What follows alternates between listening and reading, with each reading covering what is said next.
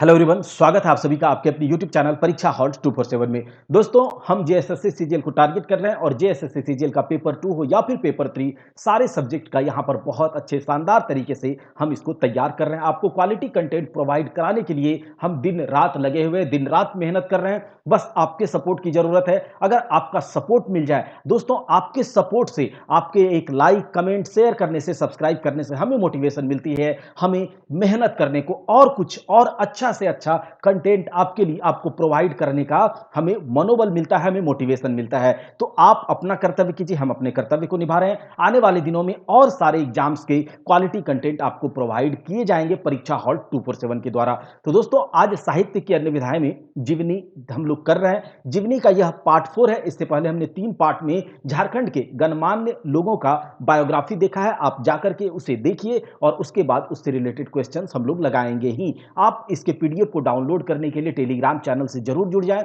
वहां से PDF download करके और वीडियो को आप साथ ही साथ देख लें तो आपको पूरा का पूरा याद हो जाएगा। आज जीवनी में हम देखेंगे राम नारायण सिंह, जिनका की पूरा नाम बाबू राम नारायण सिंह है। उसके बाद विनोद बिहारी महतो और चितरंजन महतो चित्रा जी के बारे में आज हम इनका जीवनी देखेंगे, बहुत अच्छे तरीके से देखेंगे और सब कुछ देखेंगे। चलिए, ये जो साहित्य की अन्य विधाएं हैं, इसमें जीवनी अभी हम देख रहे हैं। इसके बाद यात्रा वृतांत करेंगे। दोस्तों, यात्रा वृतांत बहुत जल्दी कवर कर लेंगे। जो 4-5 यात्रा वृतांत है, जो खोरठा के लेखकों के द्वारा जो ट्रेवल किए गए हैं बहुत अलग अलग जगहों में, उनका वह जो अपना अनुभव है वह शेयर किए हैं यात्रा वृतांत में। तो ये हम लोग देखेंगे अगले अगले पार्ट में। और उसके बाद जो है आपसे मैं पूछूंगा कि कौन सा जो सेक्शन है स्टार्ट करना चाहिए। चलिए, जीवनी में आज बाबू राम नारायण सिंह के बारे में देखते हैं। बहुत ही जाना माना नाम है दोस्तों। आजादी की लड़ाई में गांधी जी के साथ बढ़ चढ़ कर इन्होंने हिस्सा लिया था। और उसके बाद अभी कुछ दिन पहले ही जब हजारीबाग में मोदी जी आए थे तो इनका नाम इन्होंने लिया था बाबू राम नारायण सिंह। इनका नाम बाबू राम नारायण सिंह है, यानी कि इनको सब कोई बाबू बाबू कहकर बुलाते थे, बाबूजी बाबूजी। पूरा नाम राम नारायण सिंह। इनका जन्म 19 दिसंबर 1884 को हुआ था। कब हुआ था? 19 दिसंबर 1884। आपको कहीं कहीं 1885 भी देखने को मिलेगा, तो आप कंफ्यूज नहीं होइएगा। अगर आपको 1885 मिलता है तो 1885 मार दीजिएगा, अगर 1884 तो 1884। दोनों एक साथ आपको नहीं दिया जाएगा। बहुत से ऐसे सोर्सेज हैं जहां 1885 दिया गया है, लेकिन जो मोस्ट ट्रस्टेबल है वो 1884 हमने देखा है, तो आपके लिए 1884 यहां पर बता रहा हूं। इनका जो जन्म स्थान है वह तेतरिया ग्राम, चतरा जिले के तेतरिया ग्राम, हंटरगंज प्रखंड में। देखिए, चतरा जिले के हंटरगंज प्रखंड में तेतरिया गांव में। याद रखिएगा कि बाबू राम नारायण सिंह का जन्म कहां पर हुआ था? तो चतरा जिले के हंटरगंज प्रखंड में तेतरिया गांव में। इनके पिता का नाम भोली सिंह, माता का नाम दोस्तों अभी ऐसा कोई ट्रस्टेड साइट से हम नहीं देख पाए हैं कि इनकी माता का नाम क्या है। तो अगर आगे हमें मिलेगा तो आपको यहां पर हम अपडेट करा देंगे। इनकी राष्ट्रीयता भारतीय है, धर्म हिंदू, ये सब कुछ बात नहीं।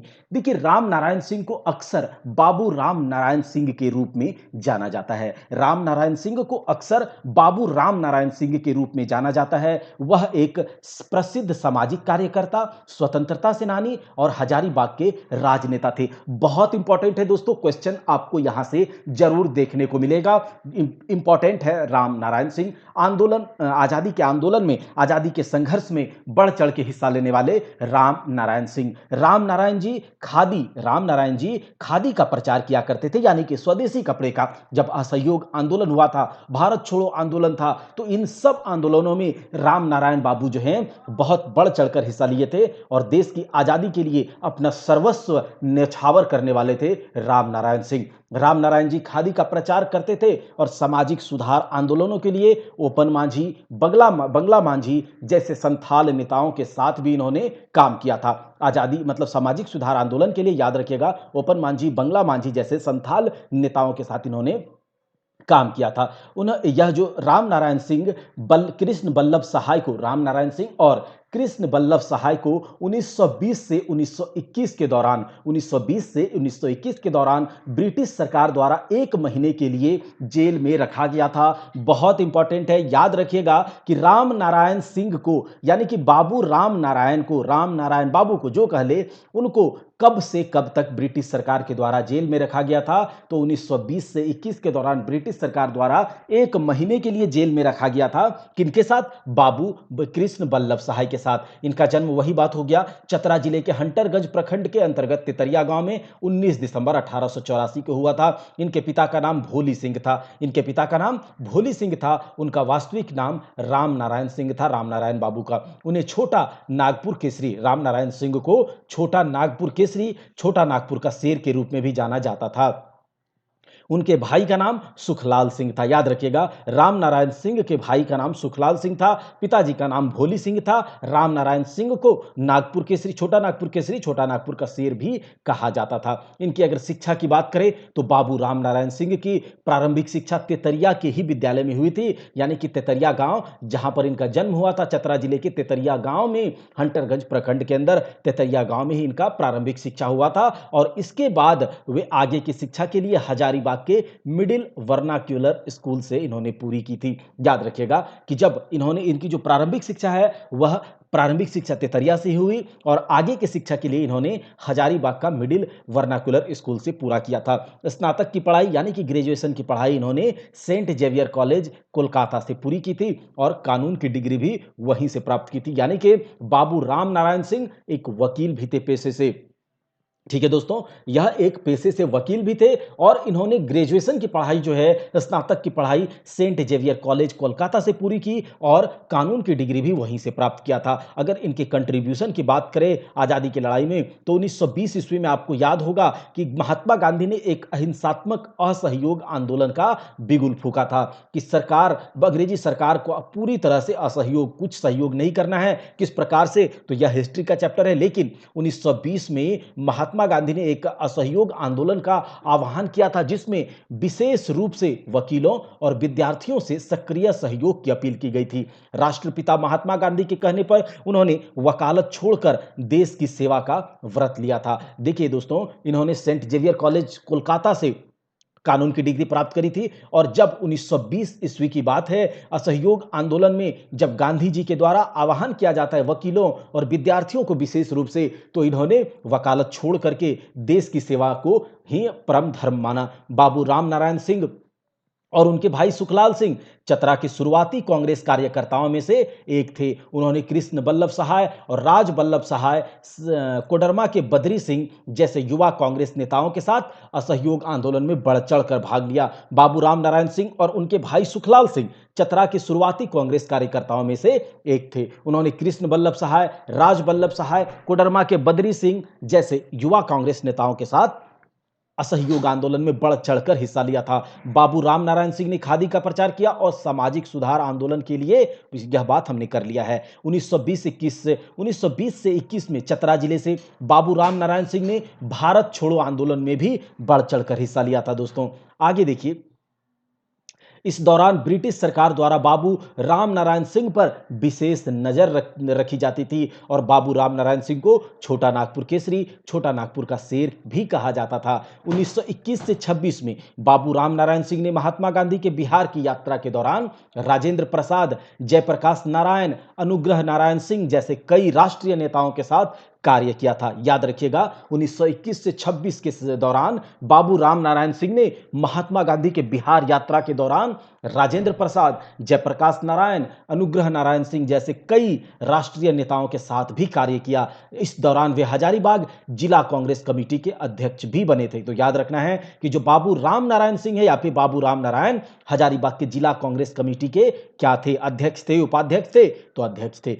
आगे देखिए, आजादी के बाद उन्होंने कांग्रेस पार्टी से खुद को अलग कर लिया। आजादी के बाद उन्होंने कांग्रेस पार्टी से खुद को अलग कर लिया और 1991 में हजारीबाग से स्वतंत्र उम्मीदवार के रूप में लोकसभा के चुनाव लड़ा और उसे जीत गए। बात करते हैं 1957 1957 में संसद के सदस्य बने और नारायण सिंह ने दोस्तों यहाँ पर ये 1991 नहीं 1951 होगा, क्योंकि आज़ादी के बाद ये 1900 इनकी मृत्यु ही 1964 में हो जाती है। इसीलिए 1991 की बात है, आज़ादी के बाद यह कांग्रेस से अलग हो गए थे और 1951 यानी कि 1951 में हजारीबाग से स्वतंत्र उम्मीदवार के रूप में लोकसभा के लिए चुनाव लड़ा और जीता भी। 1957 में 1957 संसद के सदस्य बने और नारायण सिंह ने पहली बार संसद में अलग झारखंड की वकालत की थी। बाबू राम नारायण सिंह जो थे, जवाहरलाल नेहरू की विदेश नीति से भी संतुष्ट नहीं हुए थे। अब बात करते हैं बाबू राम नारायण सिंह की जेल यात्रा के बारे में। तो कृष्ण बल्लभ सहाय और नारायण बाबू को 1921 के दौरान पहली बार ब्रिटिश सरकार द्वारा 1 महीने के लिए जेल में रखा गया था। कृष्ण बल्लभ सहाय, नारायण बाबू को 1921 के दौरान पहली बार ब्रिटिश सरकार के द्वारा 1 महीने के लिए जेल में रखा गया था और 1931 से 1939 तक 8 बार अंग्रेजों द्वारा दी गई जेल यात्रा सहनी पड़ी थी। तो याद रखिएगा, पहली बार जो बाबू राम नारायण सिंह को जेल ब्रिटिश सरकार के द्वारा 1921 में किया जाता 1 महीने के लिए, किसके साथ? कृष्ण बल्लभ सहाय के साथ। फिर 1921 से 1939 तक 8 बार अंग्रेजों द्वारा दी गई जेल यात्रा सहनी पड़ी थी। और देखिए दोस्तों, अंग्रेजों ने उसके साथ बड़ी बेरहमी और सख्ती का बर्ताव किया। इसका अनुमान इस बात से लगाया जा सकता है कि 1934 में भूकंप के समय देश रत्न डॉक्टर राजेंद्र प्रसाद से लेकर सभी अन्य स्वयं सेवक तथा राजनीति के बंधुओं को छोड़ दिया गया था, किंतु बाबू राम नारायण को जेल में रखा गया था। अब देखिए 1942 में भारत छोड़ो आंदोलन के समय, 1942 में जब भारत छोड़ो आंदोलन की गांधी जी के द्वारा बिगुल फूंका जाता है, तो आंदोलन के समय हजारीबाग केंद्रीय कारागार में भेज दिए गए थे। दीपावली की रात नवंबर 1942 को अन्य क्रांतिकारियों के साथ वह भी भागने में सफल रहे और राय बहादुर कामाख्या नारायण सिंह के नेतृत्व में बनी पार्क जनता पार्टी के सदस्य के रूप में चतरा लोकसभा क्षेत्र से निर्वाचित हुए और एक निर्वाचित सदस्य के रूप में उन्होंने प्रशंसनीय बहुत कार्य किए। अपना स्वराज्य लुट गया नामक पुस्तक की रचना, उनकी आत्मनिर्भरता एवं जागरूकता का साक्षी है। तो याद रखिएगा कि बाबू राम नारायण सिंह की ने किस नाम की पुस्तक का रचना किया था? तो अपना साम्राज्य लुट गया। अपना साम्राज्य लुट गया। इनकी मृत्यु जून 1964 में हो जाती है।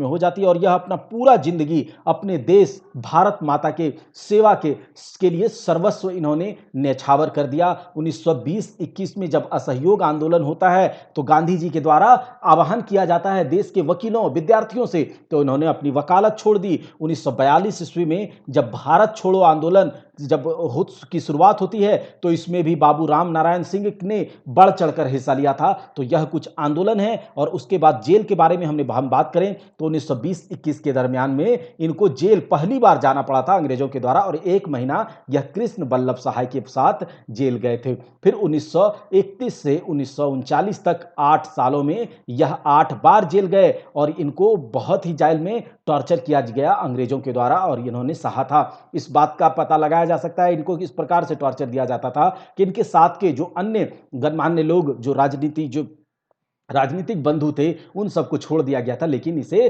अंग्रेजों के द्वारा रखा गया था जेल में, इन्हें नहीं छोड़ा गया था। इनकी पुस्तक का नाम है अपना स्वराज लुट गया और जून 1964 में इनकी मृत्यु हो जाती है। तो ये पूरा बाबू राम नारायण सिंह का क्या है, जीवनी था। आप इसे एक बार सुनिएगा और इसके बाद आपको यहां से कोई क्वेश्चन नहीं छूटेगा इनसे अगर पूछा जाएगा तो।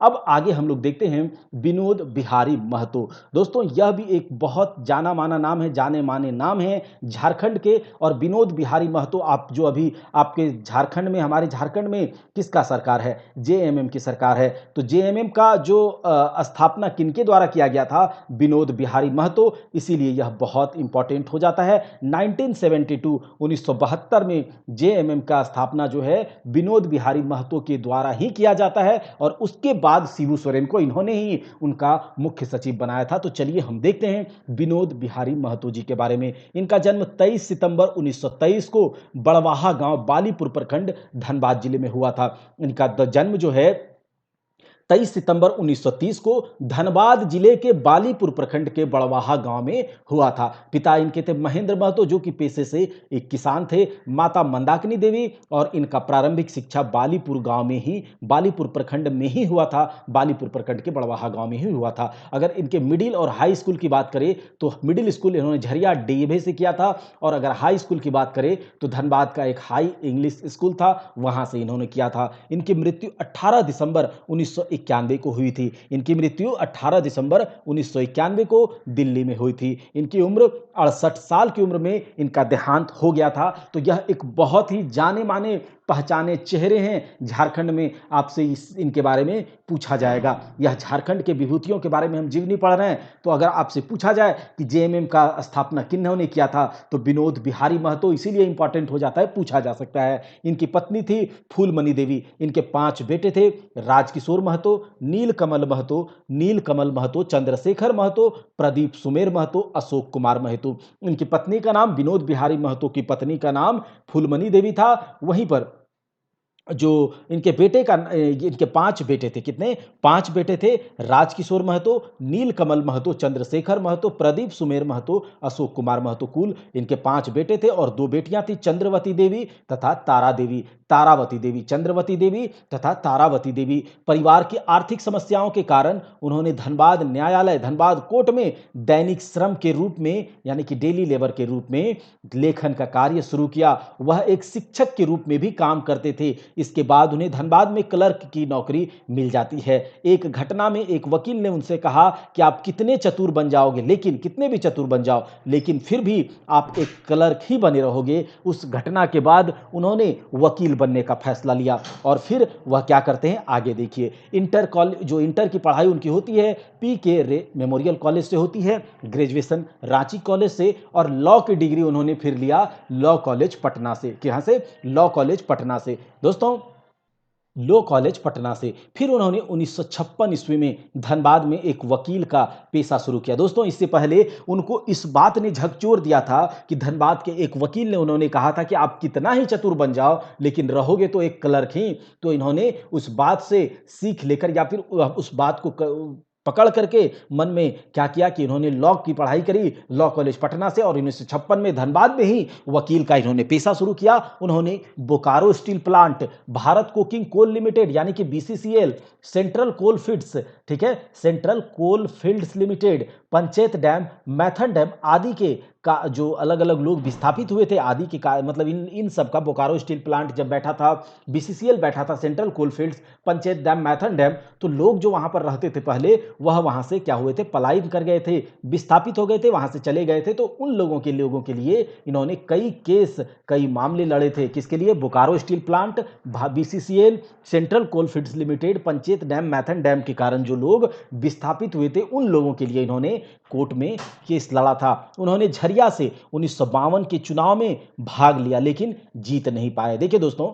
1952 ईस्वी में उन्होंने झरिया से चुनाव में भाग लिया, लेकिन जीत नहीं पाए। 1967 में भारतीय कम्युनिस्ट पार्टी विभाजित हो गई। 1967 में भारतीय कम्युनिस्ट पार्टी विभाजित हो गई। वह भारतीय कम्युनिस्ट पार्टी मार्क्सवादी के सदस्य थे। या जो विनोद बिहारी महतो जी हैं, वह भारतीय कम्युनिस्ट पार्टी मार्क्सवादी के सदस्य थे, और 1971 में उन्होंने भारतीय कम्युनिस्ट पार्टी मार्क्सवादी के टिकट पर धनबाद लोकसभा, देखिए 1971 में, 1971 में उन्होंने पहली बार चुनाव लड़ा था झरिया से। 1952 में, 1967 में भारतीय कम्युनिस्ट पार्टी एक थी उससे पहले, और बाद में भारतीय कम्युनिस्ट पार्टी डिवाइड हो गया। एक पार्टी मार्क्सवादी जो है, वह मार्क्सवादी की तरफ से यह लड़ने लगे, और 1971 में यह भारतीय कम्युनिस्ट पार्टी के टिकट पर धनबाद लोकसभा चुनाव में भाग लिया और दूसरा स्थान प्राप्त किया। वे धनबाद नगर पालिका में चुनाव जीते। वे 1980 से 1985 तक टुंडी से राज्यसभा के सदस्य थे। याद रखिएगा कि जो विनोद बिहारी महतो है, 1980 से लेकर के 85 तक कहां से? टुंडी से राज्यसभा के सदस्य रहे। वहीं 1990 में सिंदरी और टुंडी से राज्यसभा सदस्य बने। 1990 में सिंदरी और टुंडी से राज्यसभा सदस्य बने। इसके बाद वह 1991 में गिरिडीह से लोकसभा के सदस्य बने। दोस्तों, इस प्रकार से आपको याद रखना है टाइमलाइन जो है कि 1952 में यह पहली बार झरिया से चुनाव लड़े लेकिन जीत नहीं पाए। 1971 में धनबाद लोकसभा से भारतीय कम्युनिस्ट पार्टी की ओर से इन्होंने चुनाव लड़ा और दूसरा स्थान इन्होंने प्राप्त किया था। फिर उनके बाद धनबाद नगर पालिका में यह चुनाव जीते। 1980 से 1985 तक टुंडी से राज्यसभा के सदस्य थे। फिर 1990 में सिंदरी और टुंडी से राज्यसभा सदस्य बने और इसके बाद 1991 में गिरिडीह से लोकसभा के सदस्य बने। आप इसे ध्यान से सुनिएगा, आपको याद हो जाएगा। फिर विनोद बिहारी महतो जी झारखंड की संस्कृति के प्रेमी थे, झारखंड की कल्चर के प्रेमी थे। उन्हें हमेशा झारखंड के लोकगीतों, त्योहारों, संस्कृति को बढ़ावा देने का प्रयास किया। उन्होंने हमेशा झारखंड की संस्कृति को, लोकगीतों को, त्योहारों को बढ़ावा देने का प्रयास किया था और वह झारखंड के लोक नृत्यों को बढ़ावा देने के लिए प्रतियोगिता का भी आयोजन कर रहे थे। वह गोहल पूजा, टूसू पर्व, जितिया, करम पर्व, सोहराई, मनसा पूजा जैसे त्योहारों में भाग ले रहे थे और उन्होंने झारखंड की भाषाओं को, विशेषकर कुड़माली भाषा, कुड़मी की भाषा होती है, कुड़माली भाषा, कुड़माली जो है, ठीक है, उस भाषा को बढ़ावा देने के लिए काम किया था। उन्होंने कुड़माली को बढ़ावा देने के लिए बुद्धिजीवियों के, देखिए दोस्तों, यह कुर्मी महतो थे, इसीलिए इनकी भाषा कुड़माली थी, कुड़मी की भाषा, और इस भाषा को बढ़ावा देने के लिए इन्होंने बहुत काम किया था और कुड़माली को बढ़ावा देने के लिए बुद्धिजीवियों, विद्वानों को प्रोत्साहित भी किया था कि आप जो है कुड़माली साहित्य की ओर बढ़िए। कुड़माली साहित्य और व्याकरण के लेखक लक्ष्मीकांत महतो, याद रखिएगा, उन्होंने, विनोद बिहारी महतो ने कुड़माली साहित्य और व्याकरण के लेखक लक्ष्मीकांत महतो को प्रोत्साहित किया और खुरठा भाषा के लेखक और कवि श्रीनिवास पानोरी उनके मित्र थे। याद रखिएगा, विनोद बिहारी महतो जी का मित्र कौन थे? तो खुरठा भाषा के लेखक और जो साहित्यकार हैं, कवि जी, श्रीनिवास पानूरी जी। इस प्रयास के कारण रांची विश्वविद्यालय में कुड़माली भाषा का अध्ययन शुरू हो गया। जो विनोद बिहारी महतो जी के प्रयास के कारण रांची विश्वविद्यालय में कुड़माली भाषा का अध्ययन शुरू हो गया और उनका पसंदीदा खेल जो था फुटबॉल था। याद रखिएगा, विनोद बिहारी महतो जी का पसंदीदा खेल फुटबॉल था। वह फुटबॉल खेल रहे थे, वह फुटबॉल मैच भी आयोजित करते थे, फुटबॉल और जर्सी दान करके युवाओं को प्रोत्साहित भी करते थे। उन्हें झारखंड तीरंदाजी के पारंपरिक खेल में भी रुचि थी, वह तीरंदाजी प्रतियोगिता का भी आयोजन करते थे। दोस्तों, अब यहां पर बात आएगी एक शिवाजी समाज की। इसका गठन कब हुआ था? विनोद बिहारी महतो जी के द्वारा शिवाजी समाज का गठन कब किया गया? इसके बाद शिवाजी समाज से क्या और आगे जो है संगठन बना है, तो देखिए इसके बारे में बात करते हैं। विनोद बिहारी महतो ने 1956 में वकील का पेशा धनबाद से शुरू किया। वहीं पर कुड़मी महतो पृष्ठभूमि के कारण उन्होंने इस पेशे से कई कुड़मियों से मुलाकात की। कुड़मी मुख्य रूप से किसान थे, वे सरल थे और आसानी से दूसरों से प्रभावित होते थे। समाज में शिक्षा का अभाव था और दोस्तों, आपको मैं एक बात बता दूं कि विनोद बिहारी जी का एक प्रसिद्ध नारा है, पढ़ो और लड़ो। यानी कि जब तक पढ़ोगे नहीं तब तक लड़ोगे कैसे? पढ़ो एंड लड़ो, इन्होंने ही दिया था नारा। जब तक पढ़ोगे नहीं तब तक लड़ोगे कैसे? अपने शोषण के खिलाफ, अपने अब तुम्हें जो दबाया जा रहा है उसके खिलाफ। तो यह था, समाज में शिक्षा का अभाव था। कुर्मी की अपनी रस्में और संस्कृति थी। परंपरागत रूप से कुर्मी अपने अनुष्ठान स्वयं करते थे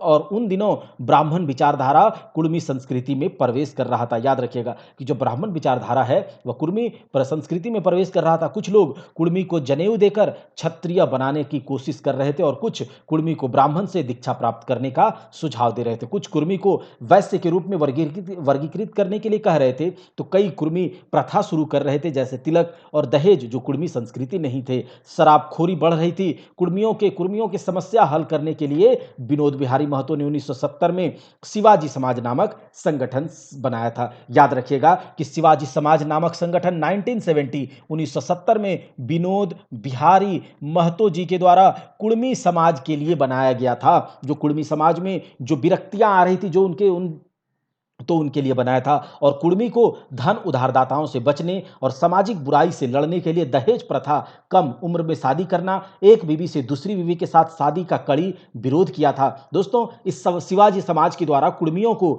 यह बताने की यह कोशिश कर रहे थे कि धन लेने वालों से, धन देने वालों से बचो, उधार देने वालों से बचो, महाजनी से बचो, सामाजिक बुराई जो दहेज प्रथा थी, कम उम्र में शादी यानी कि बाल विवाह था, एक बीवी रहते हुए दूसरी बीवी कर लेना, इस प्रकार की कुप्रथाओं का इन्होंने कड़ा तरीका से विरोध किया था। समाज की समस्याओं को हल करने और अपराधी को दंडित करने के लिए कई बैठकें की गई। शिवाजी समाज ने कई रैलियों का आयोजन किया। इसने पिछड़ी जाति के लोगों, पिछड़ी जाति के लिए और रैली और श्री कर्पूरी ठाकुर की पिछड़ी जाति के रैली का आयोजन किया था शिवाजी समाज के द्वारा। आगे देखिए, शिवाजी समाज के प्रभाव से शिबू सोरेन ने 1970 में सोनोत संथाल समाज का गठन किया था। याद रहेगा कि शिवाजी समाज के प्रभाव से शिबू सोरेन ने 1970 में सोनोत संथाल समाज का गठन किया था और यही शिवाजी समाज के प्रभाव में मंडल और तेली समाज का भी गठन हुआ था। तो याद रहेगा, शिवाजी समाज के प्रभाव से तीन प्रकार की संस्थाएं याद रखनी है। एक सोनोत संथाल समाज,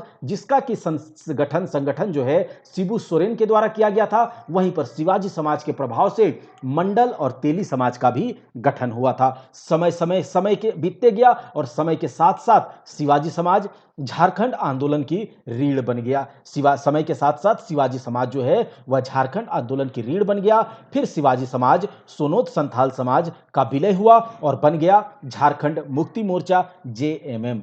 आगे बात करते हैं झारखंड मुक्ति मोर्चा का, किस प्रकार से इसका संगठन हुआ है, संस्थापना कैसे हुआ। विनोद बिहारी महतो 25 साल तक कम्युनिस्ट पार्टी, भारतीय कम्युनिस्ट पार्टी जो कि मार्क्सवादी विचारधारा की कम्युनिस्ट पार्टी थी, उस विचारधारा के साथ 25 साल तक इन्होंने काम किया। और उनका जो विश्वास है अखिल भारतीय दलों से, उनका विश्वास अखिल भारतीय दलों से टूट चुका था और उन्होंने सोचा था कि कांग्रेस और जनसंघ जनसंघ सामंतवाद पूंजीवादी के लिए है। उन्होंने क्या सोचा कि जो अखिल भारतीय दल हैं, जैसे कि उस समय क्या था, कांग्रेस था, भारतीय राष्ट्रीय कांग्रेस, तो कांग्रेस जनसंघ सामंतवाद पूंजीवादी लोगों के लिए है, दलित और पिछड़ी जाति के लिए यह दल नहीं है। इसीलिए इन दलों के सदस्य के रूप में दलित और पिछड़ी जाति के लिए लड़ना मुश्किल होगा। किन्होंने सोचा, तो विनोद बिहारी महतो जी ने सोचा था झारखंड मुक्ति मोर्चा जेएमएम का गठन जो है 1972 ईस्वी में विनोद बिहारी महतो ने ही किया था